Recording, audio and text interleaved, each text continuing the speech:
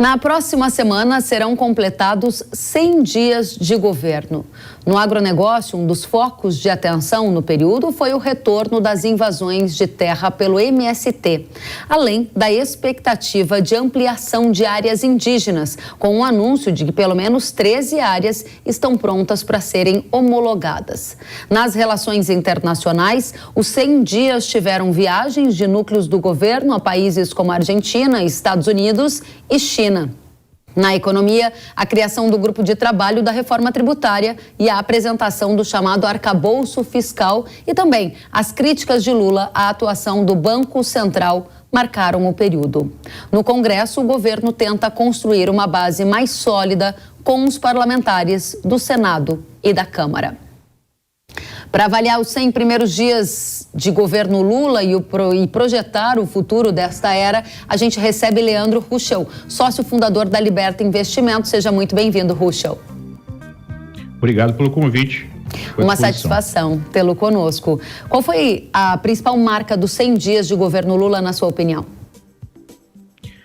Eu acho que a principal marca aí é o radicalismo apresentado pelo ex-presidente, agora novamente presidente, né? Que surpreendeu até mesmo aquelas pessoas que o apoiaram mesmo não sendo petistas, não sendo de esquerda, por exemplo, né, uma Simone Tebet, e se apresentava durante a campanha uma espécie de frente ampla, né, que envolveria aí uma postura mais ao centro do espectro político.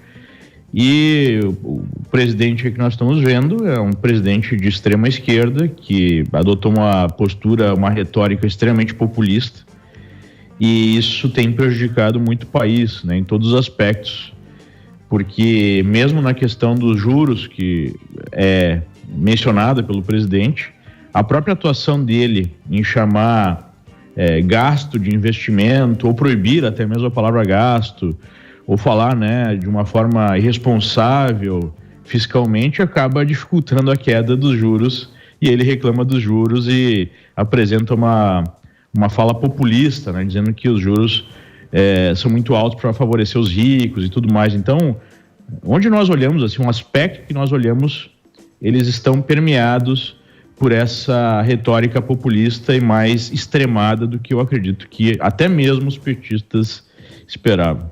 Interessante o que você traz como primeira colocação, uma mudança, né, do posicionamento daquilo que se esperava do centro, estando mais na extrema esquerda, como você mencionou.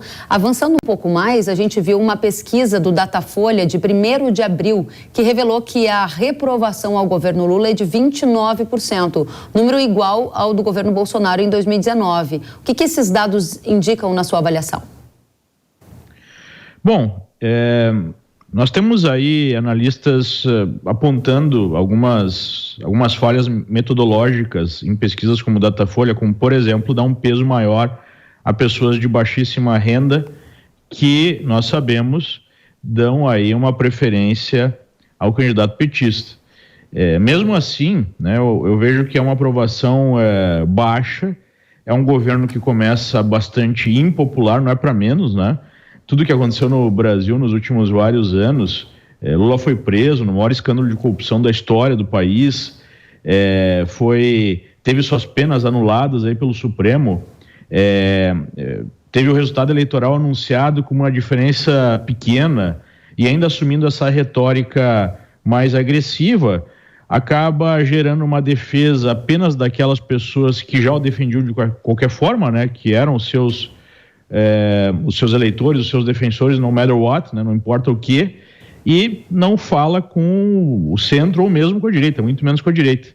Então eu vejo que essa postura acaba sendo adotada para manter um mínimo de apoio, mas acaba impedindo que possa haver algum outro tipo de apoio, ou mesmo que possa haver algum tipo de consenso para outras reformas, outras mudanças importantes que o país precisa.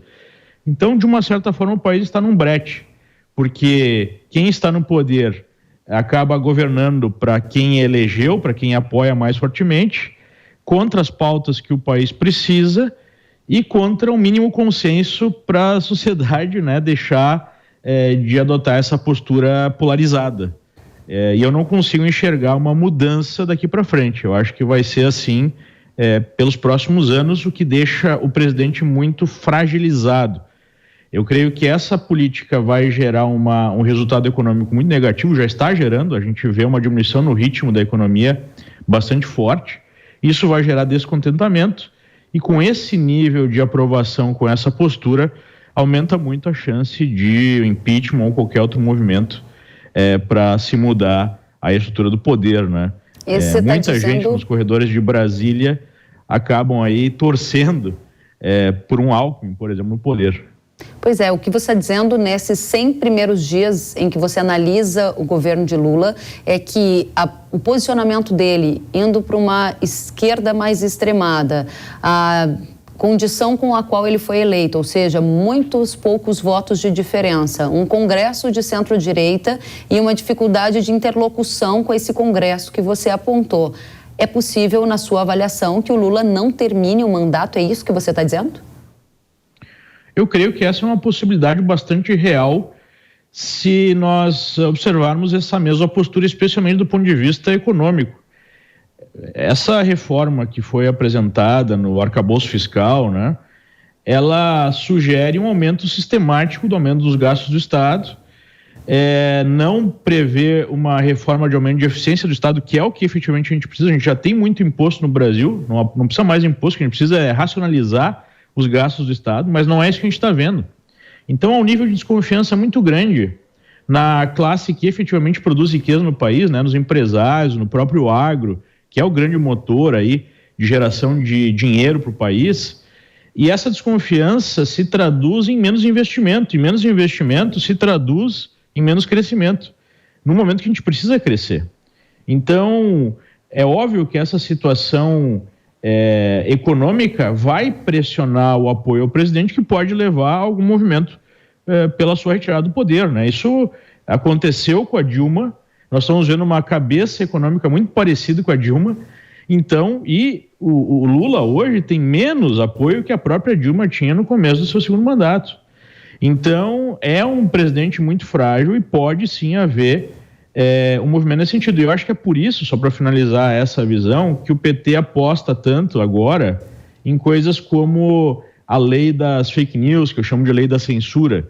Eles precisam controlar as redes sociais, a internet, precisam controlar a própria imprensa para evitar que se organize algum tipo de oposição maior, né? O que levou, por exemplo, ao impeachment de Dilma. Então, veja que não é por acaso que, ao mesmo momento que eles colocam esse novo arcabouço fiscal lá no Congresso, eles também enviam aí o novo projeto da lei das fake news, que é muito mais censurador, agressivo, que aquele projeto anterior que já era horrível, né?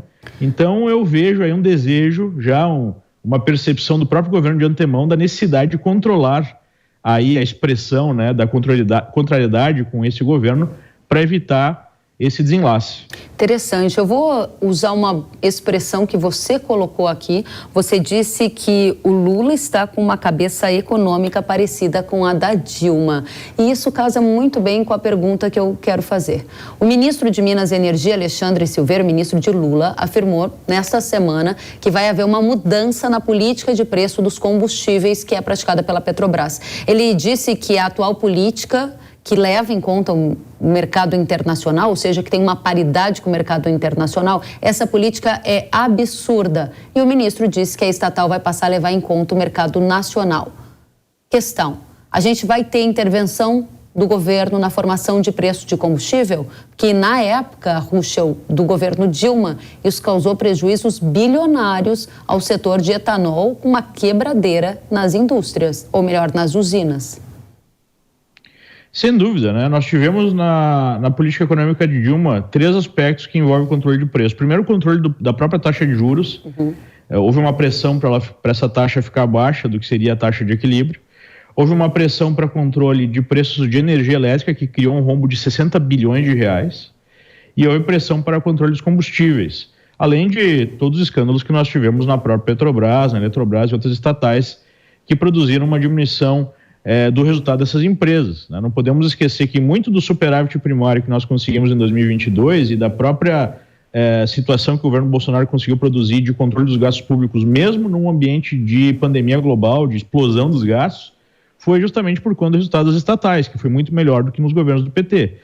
Então, são duas coisas negativas. Não se conta mais com esse resultado para o governo, né, esse resultado que vem das estatais, porque quando a Petrobras distribui lucro, mais da metade desse lucro fica nas mãos do governo, pouca gente lembra disso. E número 2, quando você cria uma lógica de subsídio, essa lógica vai criando distorções em toda a economia, e aí o governo precisa intervir cada vez mais para resolver esses problemas, né, como você bem colocou em relação ao etanol. O Brasil, apesar de produzir mais ou menos o tanto que consome em petróleo, não é independente em termos de refino. Então, isso vai gerar um nível de prejuízo muito maior para o país, né? Por exemplo, o diesel, a gente é mais dependente da importação do diesel. Se você baixar o preço do diesel lá na bomba, você vai ter que oferecer algum tipo de subsídio para essa importação, né? Não adianta, se tem algo que custa R$100 no mundo e no Brasil você coloca 50, você está criando um subsídio do governo. É exatamente o que a Argentina fez. A Argentina está com uma inflação de 110%, 120%, com uma implosão econômica. Então é aquela lógica populista.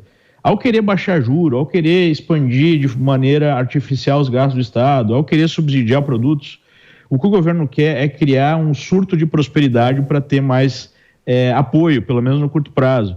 Só que num prazo um pouco maior a conta vem na forma de inflação, de crise econômica, de destruição da confiança dos investidores, que foi exatamente o que aconteceu no governo Dilma, né? Então, nós estamos vendo se repetir exatamente os mesmos problemas, e é por isso que eu falei aqui no início da minha apresentação a possibilidade de nós termos fortes protestos lá na frente.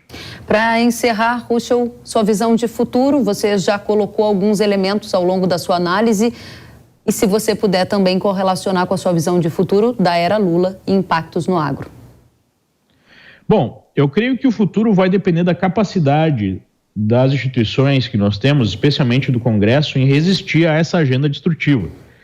E há aparente vontade até, né, apesar de nós sabermos que o Congresso é maleável através das emendas, né, e de outros subterfúgios, não parece haver um clima de explosão de contas públicas, não parece haver um clima aí de embarcar nessa viagem, né, em direção ao abismo que o Lula quer nos colocar. Então, eu acho que essa resistência é que vai definir, até mesmo do próprio Supremo, que demonstrou mais simpatia vamos colocar desse jeito, né, mais simpatia pela campanha de Lula, pela proposta do Lula do que de outros candidatos, mas não parece que o Supremo também embarcaria nessa aventura extremamente populista.